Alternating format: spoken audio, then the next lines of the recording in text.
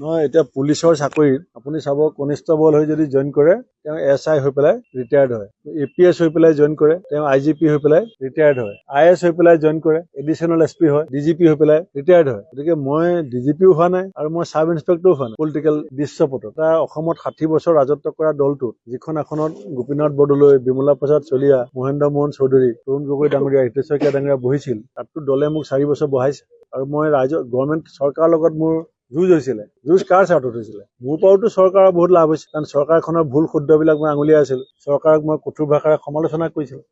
তাৰমানে মই চৰকাৰক এখন আইনা আছিলো নে নাই? মইতো চৰকাৰৰ সন্মুখত এখন ড্ৰেছিং টেবুল আছিলো, চৰকাৰে নিজৰ চেহেৰা দেখিব পাৰিছিলে। নহয় এতিয়া পুলিচৰ চাকৰিত আপুনি চাব কনিষ্টবল হৈ যদি জইন কৰে তেওঁ SI হৈ পেলাই ৰিটায়াৰ্ড হয়, APS হৈ পেলাই জইন কৰে তেওঁ IGP হৈ পেলাই ৰিটায়াৰ্ড হয়, IS হৈ পেলাই জইন কৰে এডিচনেল SP হয়, DGP হৈ পেলাই ৰিটায়াৰ্ড হয়। গতিকে মই DGPও হোৱা নাই আৰু মই সাব ইন্সপেক্টৰো হোৱা নাই। পলিটিকেল দৃশ্যপটত এটা অসমত 60 বছৰ ৰাজত্ব কৰা দলটোত যিখন আসনত গোপীনাথ বৰদলৈ, বিমলা প্ৰসাদ চলিহা, মহেন্দ্ৰ মোহন চৌধুৰী, তৰুণ গগৈ ডাঙৰীয়া, হিতেশ শইকীয়া ডাঙৰীয়া বহিছিল, তাততো দলে মোক 4 বছৰ বহাইছে আৰু মই গভৰ্ণমেণ্ট চৰকাৰৰ লগত মোৰ যুঁজ হৈছিলে। যুঁজ কাৰ স্বাৰ্থত হৈছিলে? মোৰ পৰাওতো চৰকাৰৰ বহুত লাভ হৈছে, কাৰণ চৰকাৰখনৰ ভুল শুদ্ধবিলাক মই আঙুলিয়াই আছিলো, চৰকাৰক মই কঠোৰ ভাষাৰে সমালোচনা কৰিছিলো। তাৰমানে মই চৰকাৰক এখন আইনা আছিলো নে নাই? মইতো চৰকাৰৰ সন্মুখত এখন ড্ৰেছিং টেবুল আছিলো, চৰকাৰে নিজৰ চেহেৰা দেখিব পাৰিছিল।